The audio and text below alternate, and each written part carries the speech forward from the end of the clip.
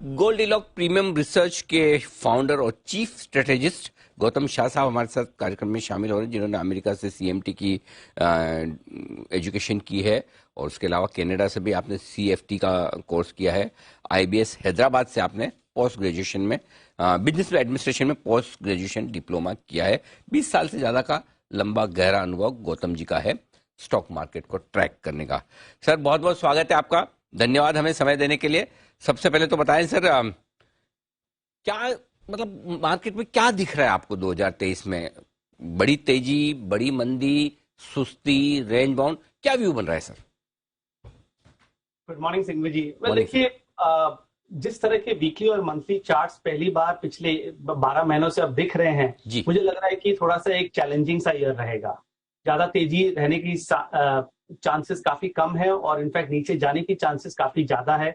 सारे जो पॉजिटिव थे जिसके कारण निफ्टी 18,900 तक गया, वो सारे पॉजिटिव्स अब डिस्काउंटेड है और जो इंडिया का जो आउट परफॉर्मेंस था वो धीरे धीरे जा रहा है। आपने पिछले 2-3 हफ्तों में देखा होगा कि यूरोपियन मार्केट्स इतने अच्छे हैं, एशियन मार्केट्स इतने अच्छे हैं, यूएस मार्केट स्टेडी है, उसके बावजूद मिड कैप्स और स्मॉल कैप्स में इतनी बड़ी फॉल आई दिसंबर में। और अभी निफ्टी में जिस तरह की एक्टिविटी रही है पिछले 2 हफ्तों में, ये अच्छा नहीं है। सो पिछले 1 साल से हम हमेशा कहते थे जब भी करेक्शन आता था कि बाय ऑन डिप्स, पर पिछले 4 हफ्तों से हमारा स्टांस काफी चेंज हो गया है और हम इस मार्केट को अब सेल ऑन रैली समझते हैं। तो लगता है कि बाजार एक रेंज में चला जाएगा। एक ट्रांजिशन फेज रहा है पिछले 4 से 5 हफ्तों में, और ये जो ट्रांजिशन फेजेस होते हैं ना, ये सबसे डिफिकल्ट फेजेस होते हैं क्योंकि मार्केट एक अप ट्रेंड से अब धीरे धीरे एक डाउन ट्रेंड की तरफ जा रहा है।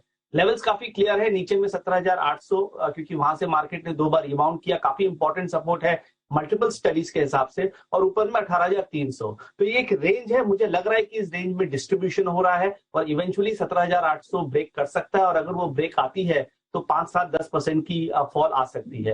Another big problem is market में अब लीडरशिप नहीं रहा। आईटी वीक है, रिलायंस अभी भी वीक है, बैंक्स वीक होना चालू हो गए। तो जब लीडरशिप ही नहीं है तो बाजार को 18,300 के ऊपर चलाने वाला मुझे तो कोई नहीं दिखता है, तो इसीलिए हम थोड़ा सा इस लेवल्स पे कॉशियस हैं।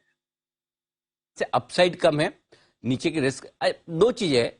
एक तो है कि नीचे की रिस्क खुलेगी कब, किन लेवल्स के नीचे लगेगा कि हाँ थोड़ा मामला सीरियस हो सकता है, और दूसरा खुली तो कहां तक, कितना?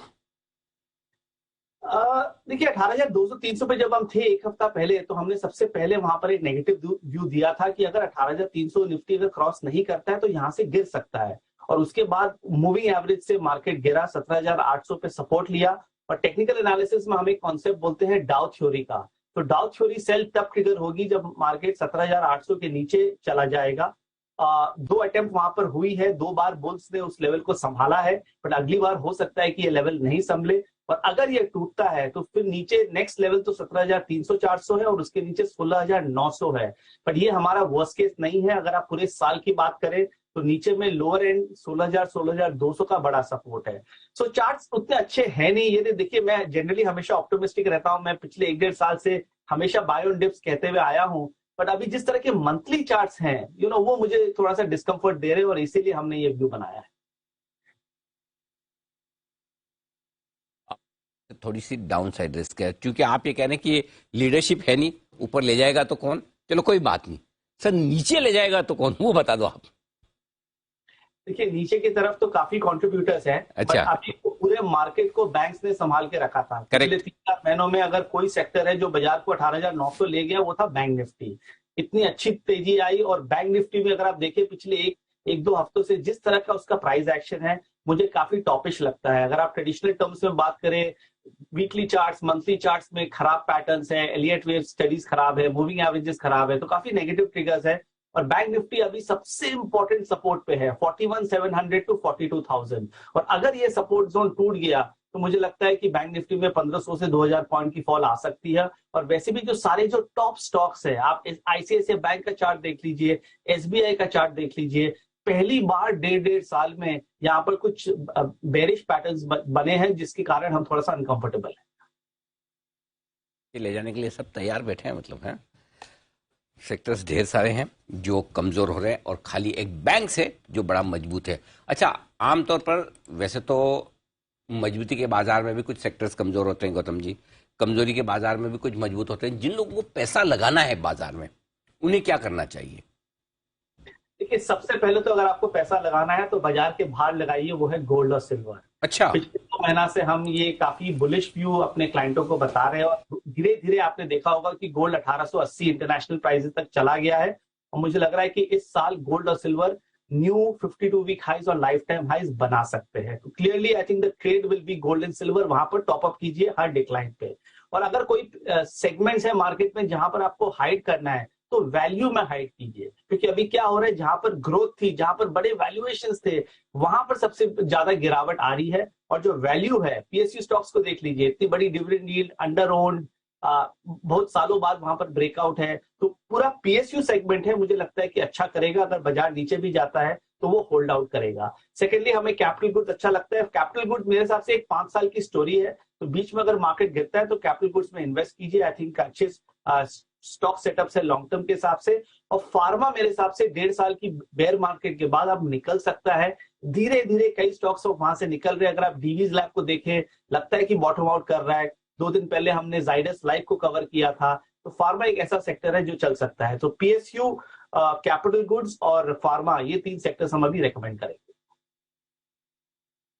फार्मा और कैपिटल गुड्स, ये 3 सेक्टर है जहां पर मामला ठीक रह सकता है, वहां पर आप खरीदारी कर सकते हैं। गोल्ड सिल्वर की आपने बात की, इसके अलावा कहीं और आपको मौके दिखते हैं या फिर कुछ कमोडिटीज, जैसे काफी लोग कमोडिटीज में ट्रेड इन्वेस्ट करते हैं, कच्चे तेल को लेकर, कुछ और कमोडिटीज को लेकर अगर आपका कोई व्यू है तो वो बताएं। देखिए, बिगेस्ट हेज तो गोल्ड एंड सिल्वर की है, क्योंकि मुझे लगता है कि अगर इंडियन मार्केट्स को यहाँ से गिरना है तो वो ग्लोबल होगा। ऐसा हो नहीं सकता है कि इंडियन मार्केट यहाँ से 5-7-10% गिरे और वर्ल्ड मार्केट स्टेडी रहे, जो पिछले 6 हफ्ता हुआ है। तो 32,500 का लेवल हम लोग डाउ में देख रहे हैं। अगर वो लेवल टूटता है तो यूएस मार्केट्स में भी वीकनेस आ जाएगी। और नाइमेक्स क्रूड पर देखिए बहुत बड़ी फॉल आई है, 120 से 70-75। लग रहा है कि वो इस लेवल पे स्टेबलाइज कर गया है। यहाँ से $10-12 की तेजी आ सकती है, बट एक स्ट्रक्चरल ट्रेंड नहीं लगता है। तो 70 to 90 का एक नाइमेक्स क्रूड में रेंज रहेगा। Lower end of the range में खरीदारी कर सकते हैं और ऊपर के लेवल्स पे अराउंड 85-90 में वहां पर सेल कर सकते हैं। तो ये है आपके लिए पूरा का पूरा एक्शन, ग्लोबल मार्केट्स का, हमारे मार्केट्स का, सारे सेक्टर्स का और साथ ही कमोडिटीज का भी। गौतम जी, बहुत बहुत धन्यवाद आपका। बेहतरीन राय हमारे दर्शकों तक आपने पहुंचाई, पूरा क्लियर कट डायरेक्शन 2023 का आपने दिया, उसके लिए thank you so much sir.